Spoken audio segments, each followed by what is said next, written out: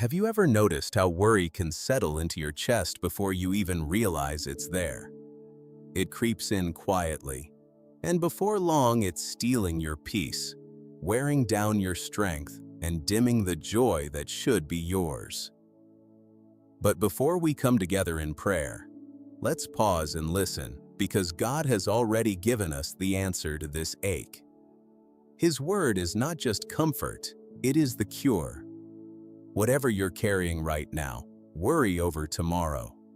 Fear that won't let go, anxiety that keeps circling back. Scripture holds the remedy. The more time you spend in God's word, the more clearly you begin to recognize His voice. And once you know that voice, you start to see fear and anxiety for what they truly are. Not messages from Him, but lies from the enemy, trying to convince you otherwise. God's truth is louder, and it is the truth that sets you free. Jesus Himself understood this ache long before you ever felt it. He didn't just teach about worry from a distance. He spoke straight into the middle of it.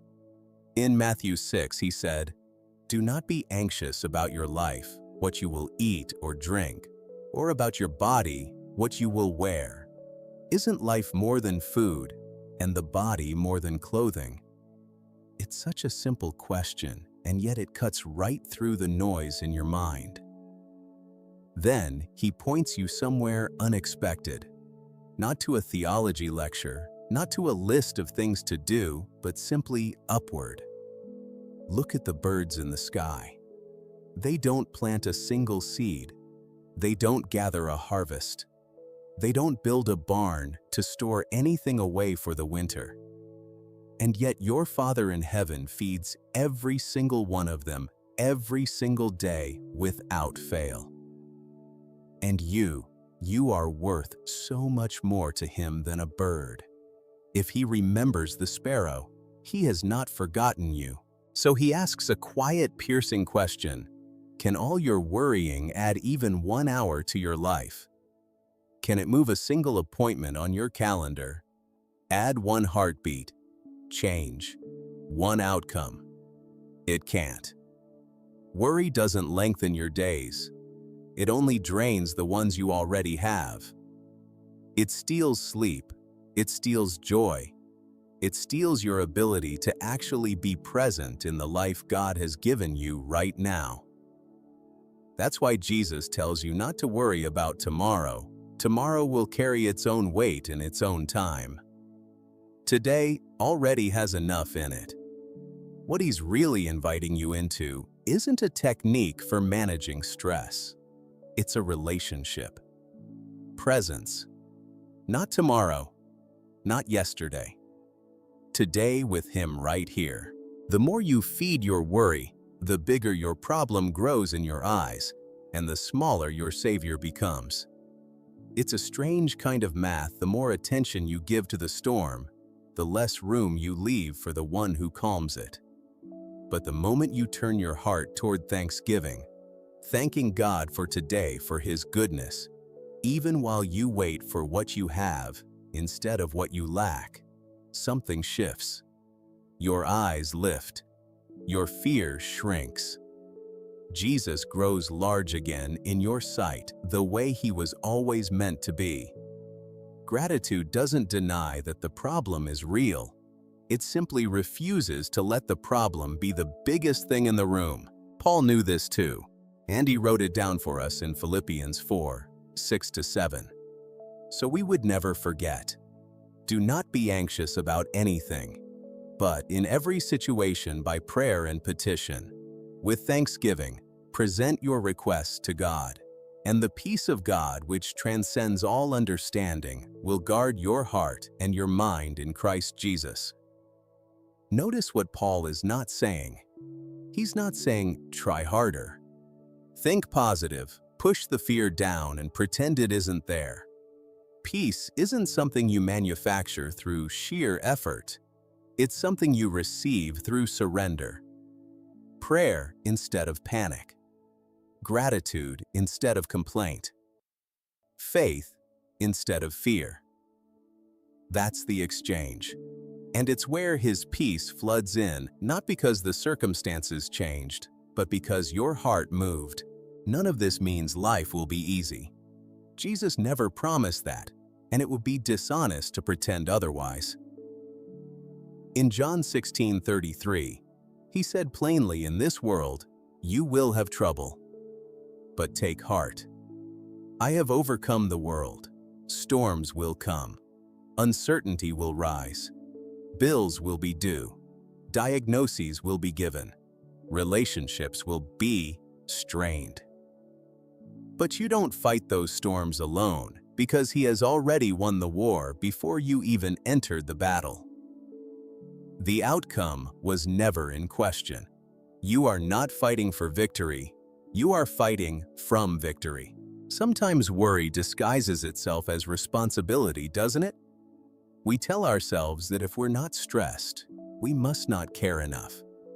As if peace is careless and anxiety is proof of love. But that's not true. Worry was never proof of love. It's just proof of restlessness. Responsibility plans, prepares, and then trusts God with the outcome. Worry just drains you and doubts him over and over, in a loop that never actually produces anything. The difference is where your heart is anchored. Psalm 55:22 says, "Cast your burden on the Lord, and he will sustain you. He will never let the righteous be shaken." He's not asking you to carry the burden while you pray about it, holding it in one hand and lifting your prayer with the other. He's asking you to actually let it go, to open your hands and let it fall into his. Worry is really just borrowing tomorrow's trouble and dragging it into today where it doesn't even belong yet. It lives in the what-ifs. What if the diagnosis is bad? What if the money runs out? What if the relationship doesn't survive? What if it all falls apart? The what-ifs never run out of new shapes to take. But faith has an answer for every single one of them, and it's this: even if. Even if it doesn't go how I planned, God is still faithful. Even if the storm keeps raging and doesn't calm on my timeline, Christ is still in the boat with me. Even if I don't know what tomorrow holds, I know who holds tomorrow. And that is enough. So stay here in this moment with him. Don't let your mind live 3 days from now. Psalm 118:24 says, "This is the day the Lord has made. Let us rejoice and be glad in it." Not the day you hoped for, not the day you're waiting on this day. He gave you this sunrise, this breath, this exact moment, and he is in it with you right now. Even while you're still waiting on what you're hoping for, gratitude is what unlocks peace. Right in the middle of the waiting, you don't have to wait for the answer to arrive before you can experience peace. And when anxiety tries to rise again, and it will try, remind yourself what he said in Isaiah 26:3, "You will keep in perfect peace the one whose mind is fixed on you, because they trust in you." Fix your mind there deliberately, the way you'd fix your eyes on a horizon to steady yourself on a rocking boat. Remember his faithfulness before every other time he carried you through. Trust. He hasn't changed. Worry may whisper all day long, relentless and loud in its own way, but God's word speaks louder still. Be still, and know that I am God. Now let's bring all of this before him. Not as a formality, not as words to get through, but as a real conversation with the one who already knows everything you're carrying. Lord Jesus, your word in 2 Corinthians 12:9 tells me, "My grace is sufficient for you, for my power is made perfect in weakness." So today, I bring you my weakness honestly, without pretending to be stronger than I am, because I know your strength is more than enough to cover every gap in mine. Thank you that even in my lowest place, your power rests on me. Thank you that when I've reached my end, you are only just beginning. Lord, I lift my eyes off my problems and onto you. I won't let sickness define me. You are my healer. I won't let lack overwhelm me. You are my provider. I won't fear the obstacle in front of me. You are my waymaker. You are bigger than every crisis, bigger than every fear, bigger than anything I'm facing today, no matter how large it looks from where I'm standing. I magnify you above my circumstances, above tomorrow's unknowns, above every storm that tries to rise in my life. Father, your word says in Matthew 6:34, not to worry about tomorrow, because tomorrow will worry about itself. Today has enough trouble of its own. Teach me to actually live inside that truth instead of just quoting it. Teach me to rest instead of racing ahead in my mind, rehearsing conversations that haven't happened and outcomes that may never come.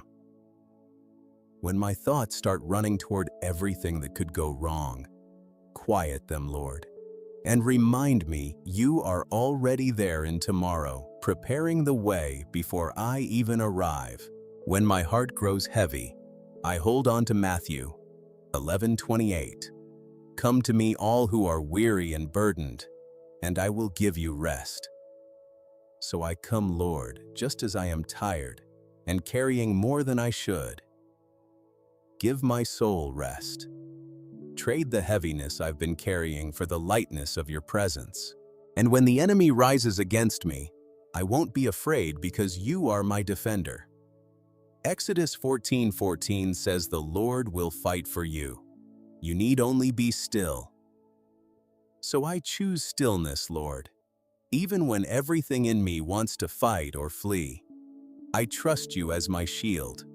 Cover my family. Keep our home safe and keep our hearts at peace, even in a world that feels increasingly unsettled. Like David prayed in Psalm 35, "One contend, Lord, with those who contend with me. Fight against those who fight against me." Step into my circumstances the way you always have. Defend me the way you defended Daniel in the lion's den, the way you stood with Elijah against the prophets of Baal, the way you surrounded Elisha when he was surrounded. You have never changed, and you will not start now. Move in my life, Lord Jesus. Move in my family. Move in my situation, even the parts I haven't spoken out loud yet. Clear the path ahead of me and remove every hidden snare the enemy has set for my feet. Guard my mind from discouragement and despair.